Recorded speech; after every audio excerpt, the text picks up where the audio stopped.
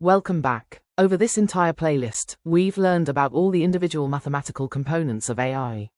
Today, we're going to put them all together and see how they work in harmony in one of the simplest yet most important models in all of machine learning, linear regression. So what is the goal of linear regression? It's a supervised learning algorithm that tries to find the single straight line that best fits a set of data points. For example, if you have a scatter plot of data showing the relationship between the size of a house and its price, linear regression will find the one line that best cuts through the data, which you can then use to make predictions. The model itself is just the simple equation for a line, y equals mx plus b. In machine learning, we use slightly different notation, but it's the exact same idea.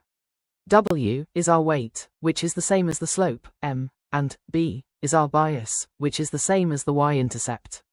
The entire process of learning for this model is just finding the perfect numbers for w and b that make the line fit our data as closely as possible. And how do we find those perfect numbers? We use the exact process we've been learning about. First, we need a loss function to measure how bad our current line is. For linear regression, that's mean squared error. Second, we need to know how to improve. We use calculus to calculate the gradient of that loss. And third, we use the gradient descent algorithm. We take a small step in the opposite direction of the gradient, which slightly nudges our line's slope and intercept to be a little bit better. Let's think about what the gradient is telling us in this case. The gradient of the loss with respect to the weight, w, is asking, if I make the slope of my line a tiny bit steeper, will the total error go up or down, and by how much?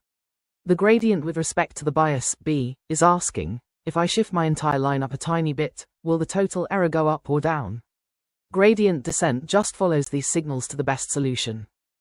And here we can see our entire mathematical toolkit in action.